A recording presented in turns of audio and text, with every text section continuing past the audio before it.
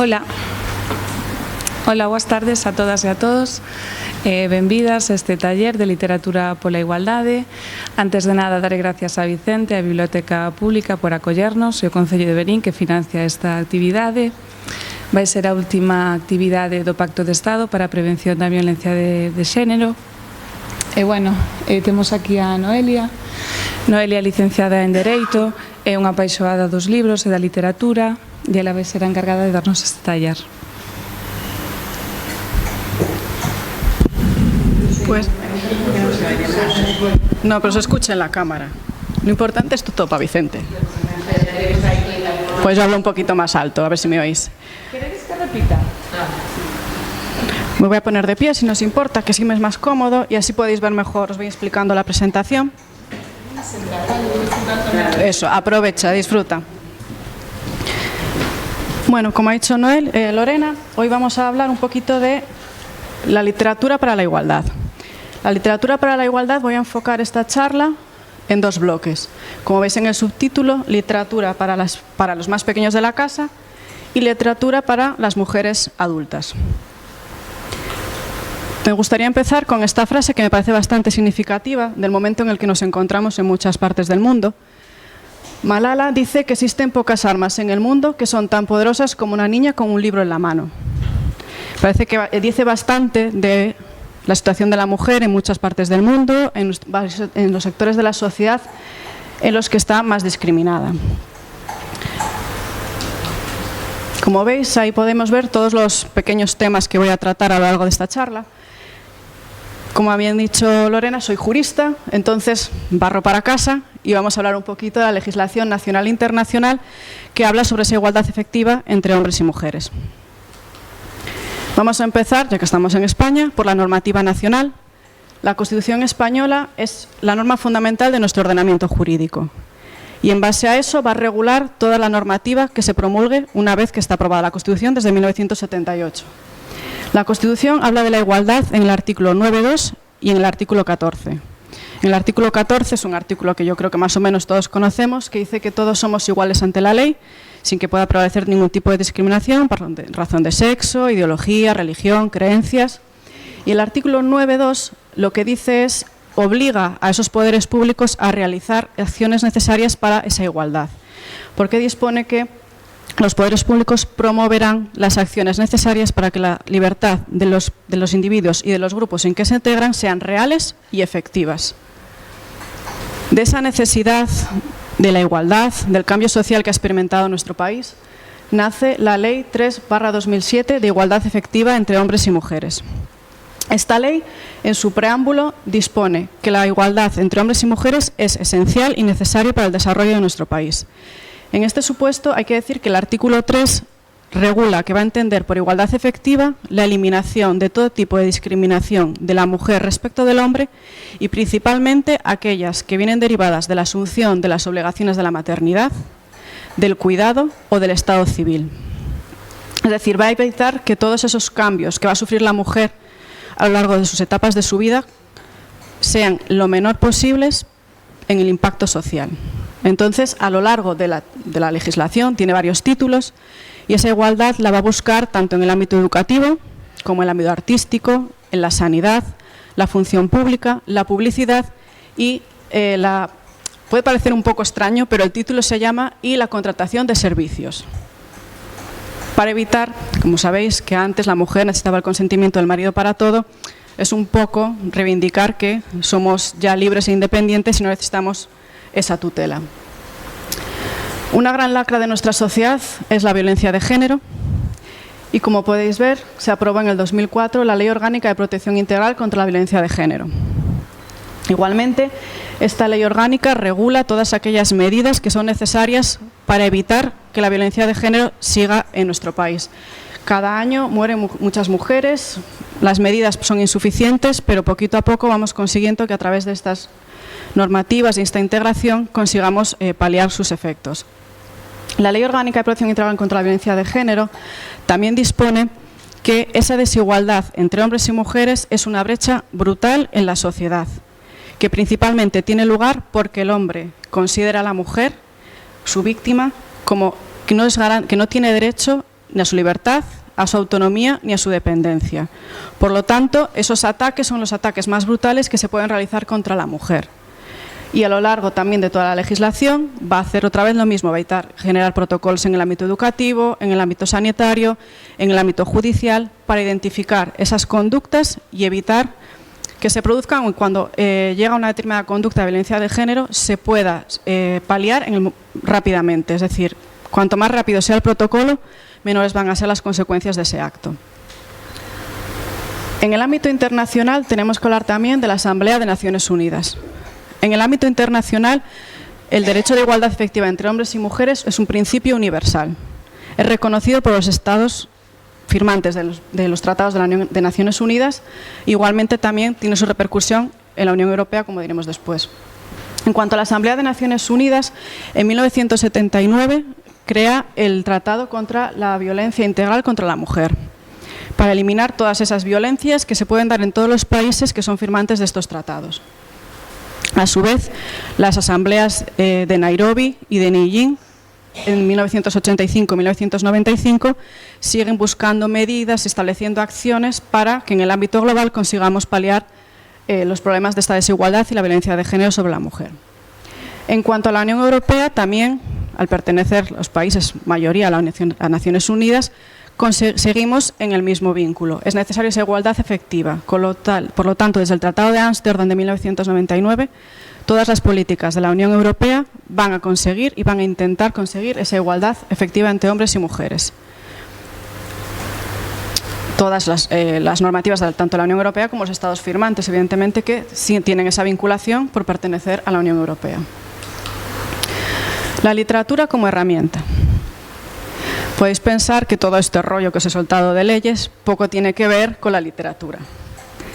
Pero todas estas leyes son importantes, evidentemente, tienen su finalidad, pero nosotros como ente social, como grupo que somos, que pertenecemos a la sociedad, esas leyes están muy bien para la administración, para los colegios, centros de salud, pero nosotros tenemos que ser un poquito un agente activo en este cambio social. Entonces podemos utilizar la literatura como herramienta. ¿Y por qué? Porque nos ayuda a manifestar la desigualdad, identificar patrones de conducta que generan esa desigualdad o bien la violencia de género, inspirarnos a nosotras mismas y a otras mujeres y llegar al empoderamiento total. Leer es una manera de ocio. Todos más o menos leemos a lo largo de nuestros días, del año, 2, 3, cada uno, según su tiempo, lee lo que quiere y lo que le apetece. Pero podemos utilizar esas novelas, esa literatura, como esa herramienta indispensable, necesaria para conseguir esa igualdad efectiva. ¿Y cómo lo podemos hacer? Muy fácil. Cuando elegimos una novela, podemos elegir una novela que nos guste a nosotros o simplemente buscar algo más en esas novelas, que nos digan algo para nosotros o que nos digan algo de otras mujeres. Porque tan importante como nuestros problemas son los problemas de otras mujeres, de otros núcleos culturales o sociales que a lo mejor no nos tocan de cerca y que no conocemos, pero que a través de las novelas podemos conseguir llegar a ellos. Leer nos genera ser un activo en nuestro propio empoderamiento y en nuestra propia identidad. Si seleccionamos nuestras lecturas, evitamos que los medios de comunicación nos digan lo que está bien, estereotipos sociales, roles de género, todo eso que acaba contaminándonos. Si conseguimos dejarlo a un lado, elegir nuestras propias lecturas, que esas lecturas sirvan para llenarnos a nosotros y para dar a conocer otras mujeres, habremos dado un paso importante en cuanto a esa conquista de la igualdad. Porque a lo mejor pensáis que, bueno, pues eso, la novela es novela, es ficción. Pero como os digo, la ficción muchas veces supera la realidad, porque esa ficción muchas veces está basada en una realidad que toca a una persona. No hace falta que nos vayamos muchas veces a una novela autobiográfica, pero sí hay autores y autoras que a través de sus novelas visibilizan esas situaciones de desigualdad, esa violencia, esos miedos, esas inquietudes de muchas mujeres. Entonces, quizás si seleccionamos mejor nuestras novelas, nuestras lecturas, ayudamos un poquito tanto a empoderarnos a nosotras mismas como a otras mujeres. ¿Y cómo podemos ayudar a otras mujeres? Fácil, si cogemos. ¿Os habéis parado a pensar cuántas escritoras hay en vuestras estanterías? Más o menos. Sí, somos totalmente más hombres que mujeres, pero somos conscientes de la diferencia. Yo hasta hace poco muchas veces realmente no somos conscientes, porque yo personalmente voy, pues me apetece novela negra, busco una que me apetece y no te fijas en el autor. Porque son esos mecanismos que tenemos asociados, que son actos naturales y no nos damos cuenta. Pero cuando te paras a pensar, miras tu lista de lecturas, lo que leemos en el club de lectura, dices, hombre, pues a lo mejor teníamos que empezar a pensar el por qué. Y el por qué muchas veces tampoco es culpa directa nuestra. Porque sí es verdad que es difícil encontrar mujeres en las librerías. Hay una diferencia, hay más hombres que mujeres y es un hecho. No es nuestra culpa que no sepamos elegir bien lo que leemos. Pero sí que es verdad que hay determinadas iniciativas que ayudan a conseguir esto, ¿no? Que seamos un poquito más conscientes. Como os digo, ese empoderamiento también lo hacemos respecto de nosotras mismas o bien de autoras que han sido silenciadas por la historia. Hay muchas autoras, muchas mujeres que han sido silenciadas por la historia, por la historia en sí misma, por el rol que tenían que asumir en ese momento cultural, o bien porque la historia simplemente las dejó ahí, no interesaba, no existieron. Y realmente sí que están ahí. Y si les hacemos un hueco en nuestro día a día, pues conseguiremos empoderarnos a nosotras mismas por conocer esas nuevas realidades, esas expectativas, esas experiencias que tuvieron otras mujeres. Nosotras conseguiremos también empoderarnos a nosotras mismas con esa calidad, pero también dar un paso más y visibilizar a otras que están silenciadas. Porque nosotros también somos un poquito culpables muchas veces de, no, ¿qué le va? No sé, tal, no. El boca a boca hace mucho, muchas veces más que el marketing. Y ahí están las redes sociales, que es un claro ejemplo de que el boca a boca influye mucho. En cuanto a estas autoras silenciadas, tengo aquí un ejemplo, hay muchas. Si empezamos por aquí, Mary Wollstonecraft, no sé si a alguien le suena. Es la madre de Mary Shelley, autora de Frankenstein, pero es algo más. En 1792 escribió La Vindicación de los Derechos de la Mujer, el primer manifiesto feminista, que surge como contrapartida de la Declaración de Derechos del Hombre y del Ciudadano.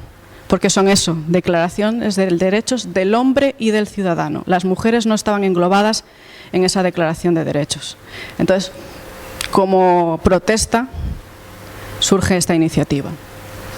Shirley Jackson, a lo mejor suena por series de Netflix. Shirley Jackson es una precursora de la novela de terror del siglo XX. Inspiró a autores como Stephen King. Es un referente en la novela de terror, pero también nos quedamos con Stephen King, autores por el estilo, y esas pioneras van quedándose relegadas en el tiempo. Shirley Jackson, hay una serie actualmente en Netflix, La Maldición de Hill House, que está basada en una de sus novelas, y estas pequeñas cositas pues ayudan un poco más a que a alguien les suene, aunque sea de lejos. Ahí hay una errata, es Elena Garro, no Elena Barro. Elena Garro, mujer de Octavio Paz.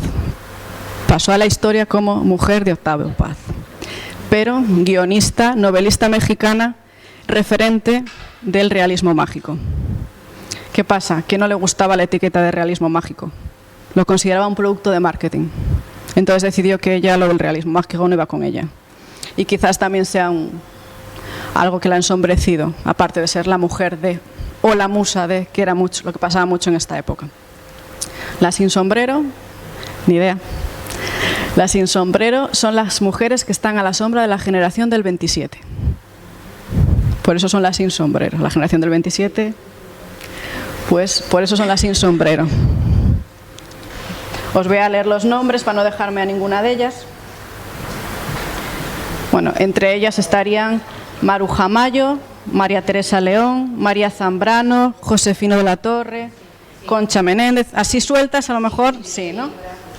Bien.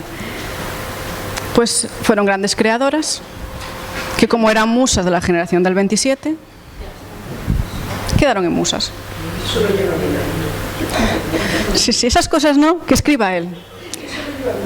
Luego tenemos la lacra del seudónimo, la lacra de la bibliografía, que no ponemos nombre, ponemos apellido más inicial y realmente no sabemos si es un hombre o una mujer.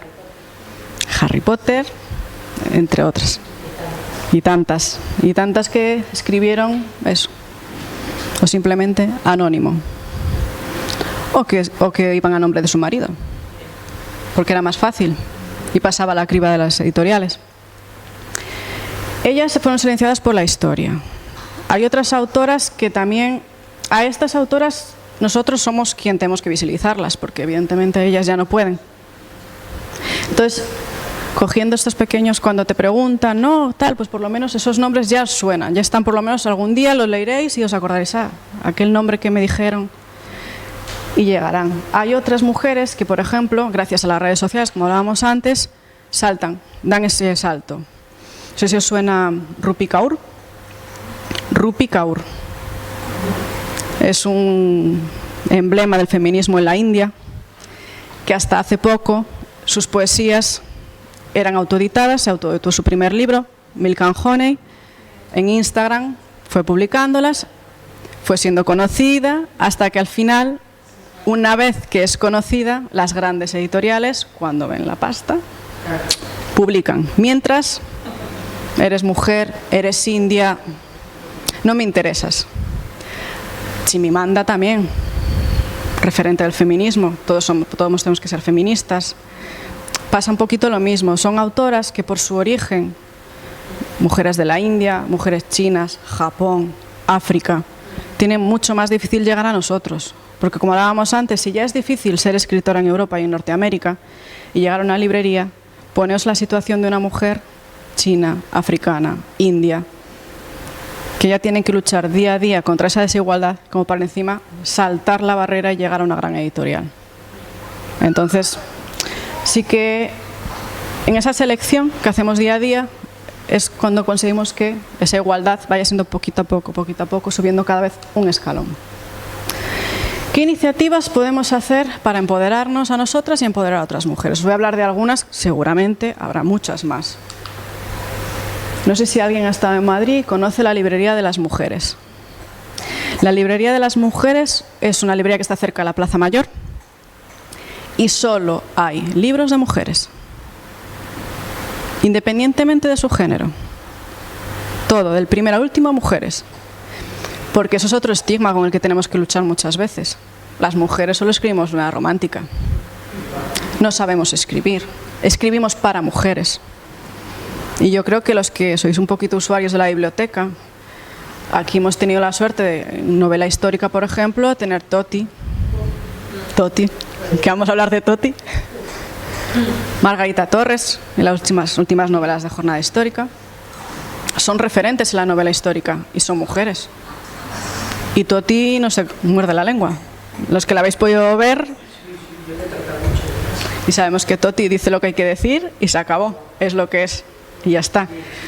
Y eso es lo importante, ¿no? Que no nos dejemos silenciar. En la novela negra todos conocemos Dolores Redondo, Reyes Calderón, ¿no? Que sus protagonistas femeninas echan fuera a esos rudos investigadores, siempre violentos, con problemas de conducta y algunos con el alcohol. Y bueno, y también podemos encontrar autoras de ciencia ficción, ese género tan olvidado que parece que no existe. Es difícil para un hombre de ciencia ficción llegar a una estantería o una librería, pues imaginaos a una mujer. Tengo aquí, a ver si encuentro, un par de nombres. Lola Robles y Elia Barceló, que son también referentes de la novela de ciencia ficción, que lo mismo, siempre estás luchando. Tiras de lo que cuesta producir un libro, del trabajo que lleva detrás del libro y añádele otro saco de arena, la editorial, no llego a la librería. Y al final cuesta. Clubs de lectura, tantos físicos o virtuales. Hay clubs de lecturas que son muy específicos, están únicamente en mujeres. Por ejemplo, Las hijas de Mary Wollstonecraft es un grupo que hay en Facebook y en Goodreads, que es libre, no sé si ha tomado el tope que tienen las redes de miembros, pero todos los meses eligen por votación cuál va a ser la lectura del mes siguiente. Por ejemplo, están eligiendo la lectura de julio. Siempre es una lectura de una mujer y una mujer que sea más bien desconocida, ¿no? Porque muchas veces también caemos en ese capitalismo literario de todo vale, te edito, vendes y da igual lo que escribas, ¿no? También visibiliza, pero también es un poco un lastre. Y luego Bookstagram, Booktube. Instagram es el futuro, aunque a veces sea un poco feo, pero hay muchos hashtags y muchas iniciativas también en Instagram. En octubre hay una iniciativa que es Yo leo autoras, que se adopta una autora, esa autora, cada persona elige una, habla sobre ella, lee un libro, la reseña y pues ya vamos conociendo diferentes autoras durante el mes de octubre. ¿Qué pasa? Como se queda corto, hay otro hashtag que es Yo leo autoras todo el año, para el que no se quiere quedar solo con octubre. Eso, adopta una autora. Son varios hashtags que van consiguiendo, ¿no?, poquito a poco visibilizar, que al final es lo importante, visibilizar para que nos lleguen y nosotros consigamos seguir dando ese pasito más. Ahora os voy a recomendar unas lecturas. Esto tengo más, pero bueno, he elegido unas cuantas. Y bueno, hay en castellano y en gallego. As palabras da filla da Eva, de Teresa Moure, es un ensayo que lo que hace es, a través de... lleva mezclando sus propias iniciativas, sus expectativas, sus experiencias, con cuentos, relatos, para manifestar la problemática, la desigualdad en el lenguaje, el uso sexista del lenguaje. Las diosas de cada mujer, de Jean Sinodá, es un libro también que busca empoderar a la mujer. Lo que hace es coger los arqueotipos de las diosas griegas y nos los traslada a la actualidad. Cada mujer tiene sus necesidades. Hay quien quiere ser madre, quien no quiere ser madre, quien quiere tener 20 trabajos, quien con uno le llega. ¿Sabes? Como personas, cada mujer es una persona y cada persona tiene sus necesidades, sus inquietudes. Entonces, a través de esos arqueotipos de las diosas griegas, nos ayuda a que nos analicemos, nos entendamos mejor, dejemos esos estereotipos, los roles a un lado, para entendernos más a nosotras mismas, para conectar con nuestro yo, que muchas veces lo dejamos un poco a un lado porque, ¿qué dirán? No está bien. Entonces, buscando ese arqueotipo de la diosa griega, pues utiliza Atenea, Minerva, ¿no? Va utilizando distintos arqueotipos y así nos ayuda a conocernos un poquito mejor.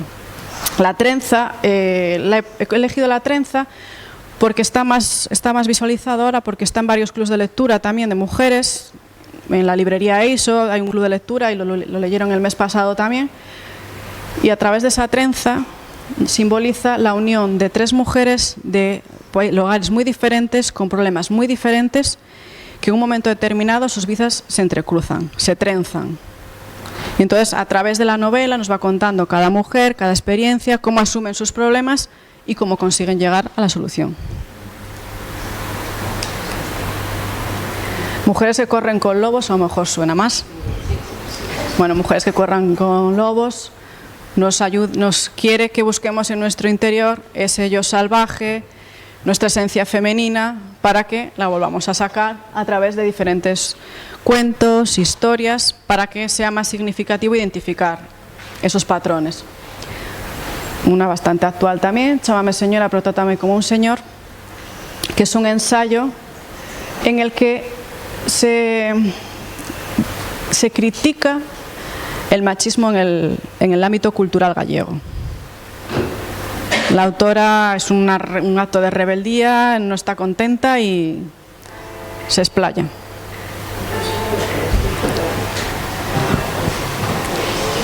Y estas serían un poquito así como para conseguir esa igualdad, empoderarnos a nosotras mismas.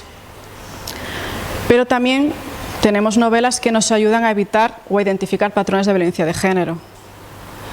A veces no hay micromachismos que no vemos, conductas que tenemos asociadas como normales, que no lo son.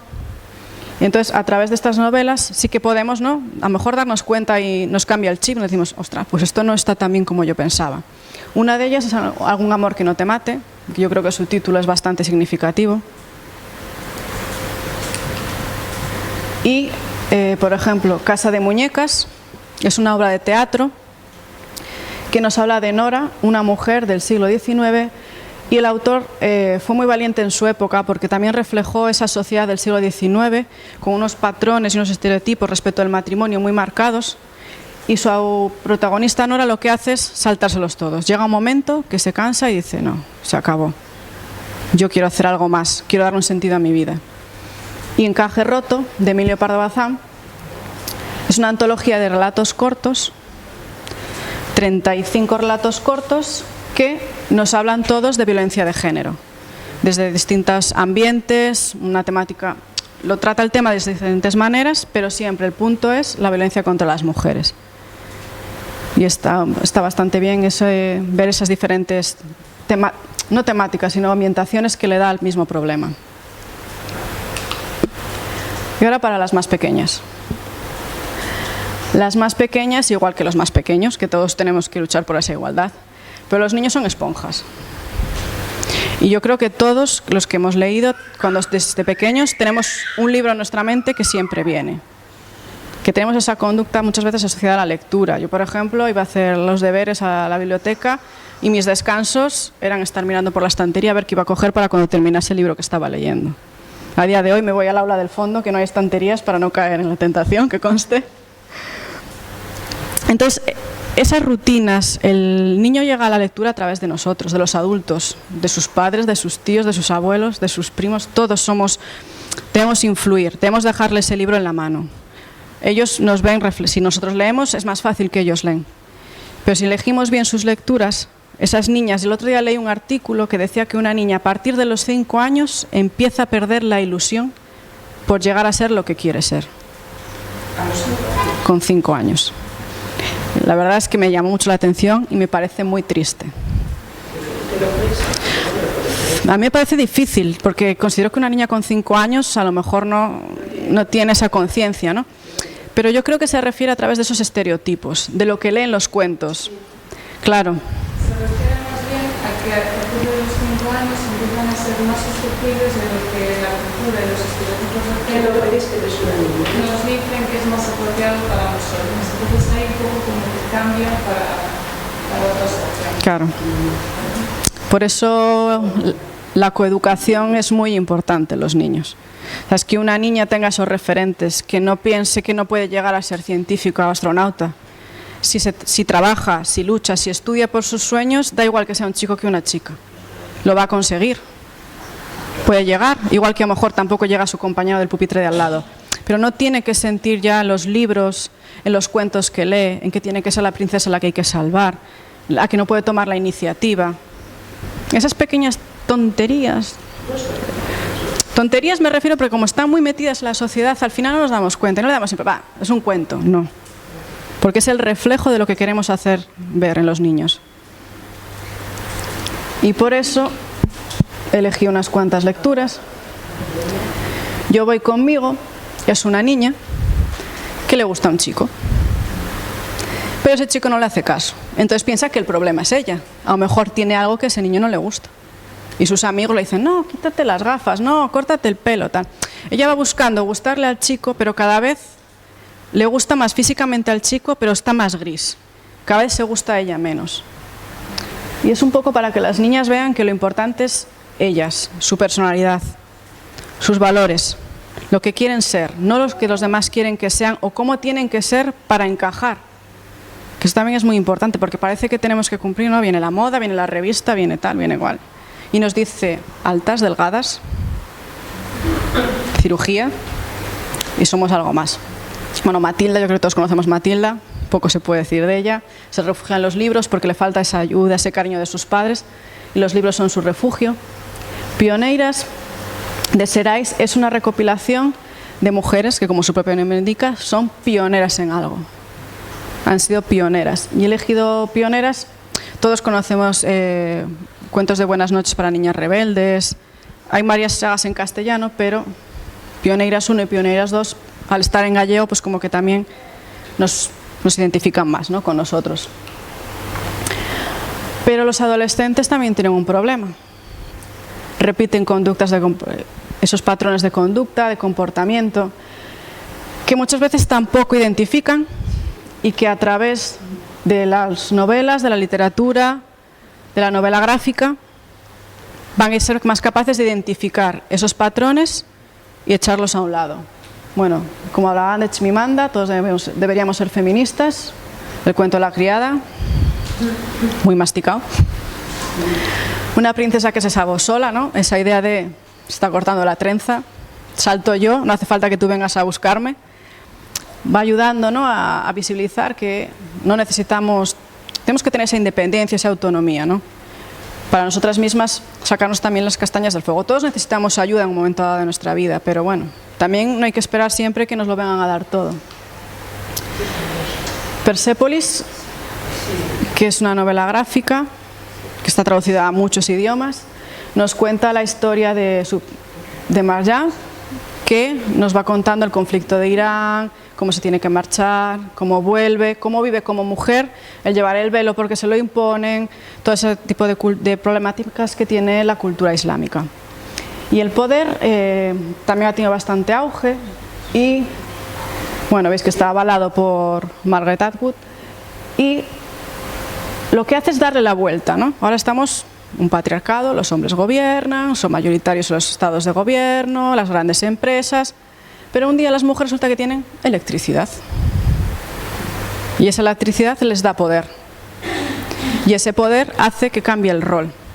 Y cuando el hombre está en el otro lado, no está arriba, sino que está abajo, es cuando se da cuenta de que hay muchas desigualdades. Es que las mujeres nos tratan mal, es que no nos dejan conducir, ¿no? Pero es que ya tendrá un año o dos, sí. Sí, pues hace eso, le da la vuelta a esos comportamientos, ¿no? Y entonces también ayuda mucho a los chicos, ¿no?, a ver ese cambio de rol, ese cambio de papel. Porque hombre, aquí tenemos la suerte de poder conducir, pero claro, hay otros países que no. Y a lo mejor un chico de 15 años, pues las mujeres de Arabia Saudí, pues le quedan allí, en Arabia, muy lejos. Pero claro, no te dice que es Arabia, porque cambia, ¿no? No es el mundo tal cual hoy. Pero sí que identifica ese patrón, porque le sonará, es que las mujeres no les dejan conducir. Y luego a lo mejor oye una noticia, lee algo, aunque sea de refilón, y dice, ostras, esto a lo mejor no está tan bien, a lo mejor hay que hacer algo que nos ayude a cambiar esos patrones. Luego hay un repunte de la violencia de género en los adolescentes, un machismo, unas conductas que no son buenas. Entonces, estos dos libros, Eso no es amor, a través de 30 ejercicios, ayuda a identificar conductas y buscar una solución. Es como muy práctico para los adolescentes ver una situación y qué harían para resolverla, identificar cuál es el problema y buscar una solución. El infierno de Marta nos cuenta la historia de Marta, una chica que tenía un novio, todo era muy bonito, pero cruza la línea y entra en el infierno de una relación tormentosa que no le aporta nada, violencia. Entonces, estos libros ayudan a eso, ¿no? Que a lo mejor en el instituto o en la biblioteca, donde sea, llegue a ellos y vean que hay gente, hay mujeres que sufren ese tipo de violencia y que hay chicos de su edad que hacen ese tipo de violencia a las chicas. Y así consiguen identificar esos roles. Y muchas gracias a todos por... Antes, soy Lorena Álvarez, soy psicóloga clínica y educativa y yo trabajo con mujeres y niños que sufren diferentes tipos de violencias. Desde enero iniciamos un proyecto que se llama Literatura por la Igualdad y abajo escribimos O Poder dos libros. Y hace poquito Noa vino a verme de casualidad y traía un papelito que ponía el poder de los libros. Entonces ahí dijimos, bueno, pues tenemos que hacer algo juntas. Agradecerte muchísimo a ti, a Vicente, esta oportunidad. Gracias por todo, Noa.